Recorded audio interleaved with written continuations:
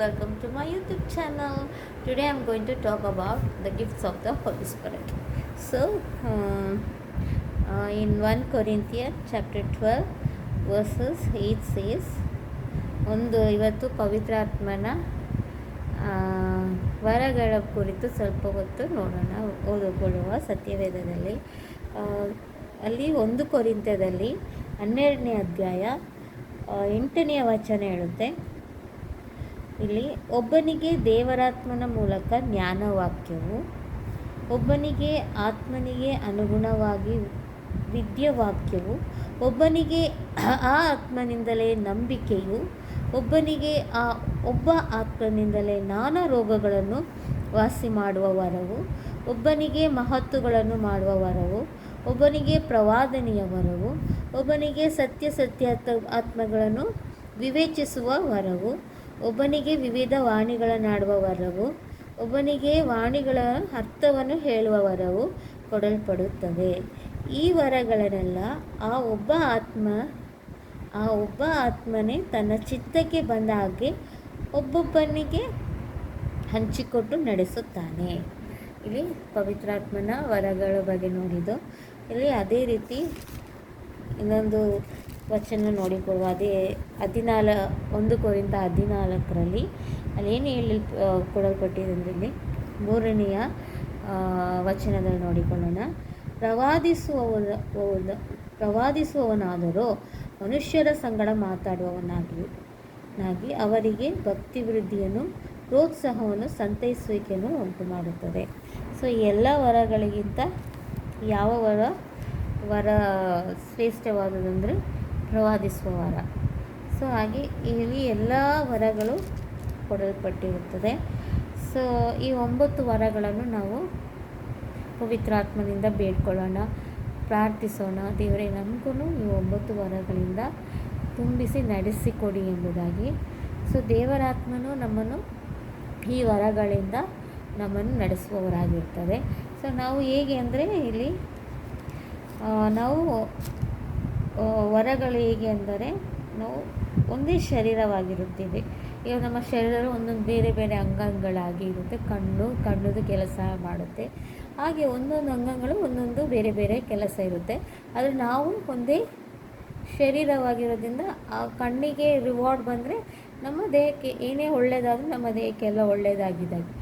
So ಹಾಗೆ ಒಂದೊಂದು ರೀತಿಯಲ್ಲಿ ನಮ್ಮ ದೇವರಾತ್ಮ ವರಗಳಿಂದ ನಾವು ಎಲ್ಲರೂ ಸಭೆಯಲ್ಲಿ ಒಂದೇ ದೇಹವಾಗಿರುತ್ತೇವೆ. ಅಂದರೆ ಒಂದೇ ಶರೀರ, ಬಟ್ ಬೇರೆ ಬೇರೆ ವರಗಳಿರುತ್ತೆ. ಅಂದರೆ ಈಗ ಪ್ರವಾದಿಸುವ ವರ, ವಾಣಿಗಳನ್ನು ಆಡುವ ವರ, ಹಾಗೆ ಬೇರೆ ಬೇರೆ ಜ್ಞಾನವಾಕ್ಯ, ಒಬ್ಬನಿಗೆ ಆತ್ಮನ ಅನುಗುಣ ವಿದ್ಯಾವಾಕ್ಯ, ಒಬ್ಬನಿಗೆ ಆತ್ಮನಿಂದಲೇ ನಂಬಿಕೆಯು, ಒಬ್ಬನಿಗೆ ಒಬ್ಬ ಆತ್ಮನಿಂದಲೇ ನಾನಾ ರೋಗಗಳನ್ನು ವಾಸಿ ಮಾಡುವ ವರವು ಇರುತ್ತೆ.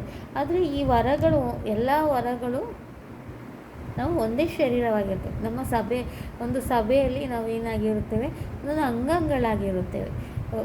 ನನಗೆ ಈಗ ಒಂದು ವರ ದೇವ್ರು ಕೊಟ್ಟಿರುತ್ತಾರೆ ಅಂದರೆ ಬೇರೆ ಇನ್ನೊಬ್ಬರು ಸಹೋದರಿಯರಿಗೆ ಯಾರಿಗಾದರೂ ಅವ್ರಿಗೆ ಬೇರೆ ವರ ಗಿಫ್ಟ್ ಇರುತ್ತೆ. ಸೊ ಬಟ್ ನಾವೆಲ್ಲ ಏನಾಗಿದ್ದೀವಿ, ಒಂದೇ ಶರೀರ, ಕ್ರಿಸ್ತನಲ್ಲಿ ನಾವು ಒಂದೇ ದೇಹವಾಗಿರುತ್ತೆ. ಸೊ ಅದಕ್ಕೆ ನಾವು ಪವಿತ್ರಾತ್ಮನಲ್ಲಿ ಬೇಡಿಕೊಳ್ಳೋಣ, ಕರ್ತನಿಂದ ನಾವು ಒಳ್ಳೆಯ ವರವನ್ನೇ ಪಡ್ಕೊಳ್ಳೋಕ್ಕೆ. ಅದಕ್ಕೆ ದೇವರ ವಾಕ್ಯ ಎಲ್ಲದು ವರದಕ್ಕಿಂತ ಯಾವ ವರ ಶ್ರೇಷ್ಠವಾದದ್ದು? ಪ್ರವಾದಿಸುವ ವರ. ಯಾಕಂದರೆ ಆ ವಾಕ್ಯ ಒಬ್ಬರನ್ನು ಪ್ರೋತ್ಸಾಹಿಸೋದು, ಪ್ರವಾದನೆ ಹೇಳುವ ವರದಿಂದ ಏನಾಗುತ್ತೆ, ಒಬ್ಬರಿಗೆ ಕಂಫರ್ಟ್, ದೇವ್ರಿಗೆ ಆಧರಣೆ, ಆ ವಾಕ್ಯದಿಂದ ಅವರ ರಹಸ್ಯಗಳನ್ನು ಹೇಳಬಲ್ಲ ಶಕ್ತರಾಗಿರ್ತಾರೆ. ಸೊ ಆಗ ಅವ್ರಿಗೇನಾಗ್ತದೆ, ಅವರಿಗೆ ಅಲ್ಲಿ ಏನು ನಡೆಯುತ್ತೆ ಅಂದರೆ ಆ ಪ್ರವಾದನೆಯ ವರದಿಂದ ಅನೇಕರು ವಿಶ್ವಾಸದಿಂದ ನಂಬುತ್ತಾರೆ, ವಿಶ್ವಾಸದಿಂದ. ಸೊ ಹಾಗೆ ಈ ವಾಕ್ಯಗಳ ಮೂಲಕ ಇದರಲ್ಲಿ ಅನೇಕ ಆದರೆ ಇಲ್ಲಿ ನೋಡ್ತೇವೆ 1 ಕೊರಿಂಥ 14:22 ಆದರೆ ಪ್ರವಾದನೆಯು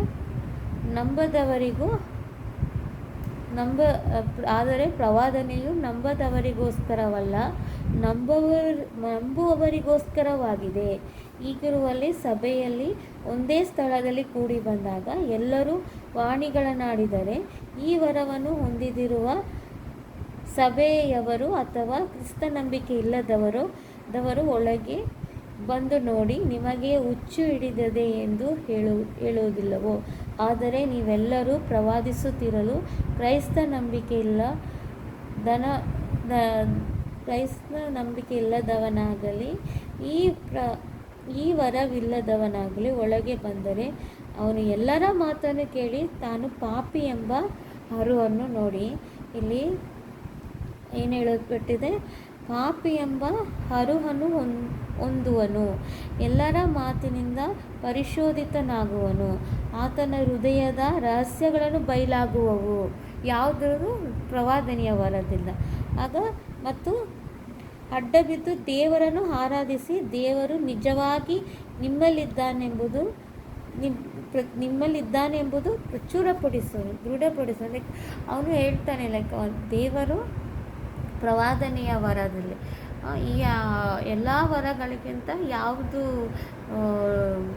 ಉತ್ತಮವಾದ ವರ ಅಂದರೆ ಪ್ರವಾದನೆಯ ವರ.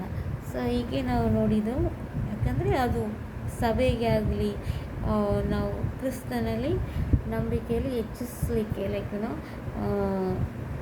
ನಾವು ಪ್ರವಾದನೆಯ ವರವನ್ನೇ ಜಾಸ್ತಿ ಅಪೇಕ್ಷಿಸಿ ಕರ್ತನಲ್ಲಿ ಬೇಡಿಕೊಳ್ಳೋಣ. ದೇವರೇ ನಮಗೆ ಪ್ರವಾದನೆಯ ವರದಿಂದ ನಡೆಸಿರಿ.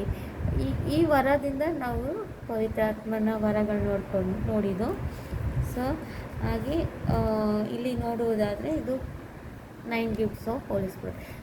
9 ಗಿಫ್ಟ್ಸ್ ನಾನು 9 ವರಗಳು ಪವಿತ್ರಾತ್ಮನ ವರಗಳನ್ನು ನಾವು ನೋಡಿಕೊಂಡು, ಸೊ ಈ ವರಗಳಿಂದ ನಾವು ತುಂಬಿಸಲ್ಪಡಬೇಕು. ನಾವು ದೇವರನ್ನು ಯಾವಾಗಲೂ ಪ್ರಾರ್ಥನೆ ಮಾಡಬೇಕಾದ್ರೆ ನಮ್ಮನ್ನು ಈ ವರಗಳಿಂದ ನಡೆಸಿರಿ ಎಂಬುದಾಗಿ. ಸೊ ಈ ವಾಕ್ಯವು ನಿಮಗೆ ಉತ್ತೇಜನವಾಗಿದೆ ಎಂದು ನಂಬುತ್ತೇನೆ. ಯೇಸು ನಿಮ್ಮನ್ನು ಆಶೀರ್ವದಿಸಲಿ. God bless you all. By.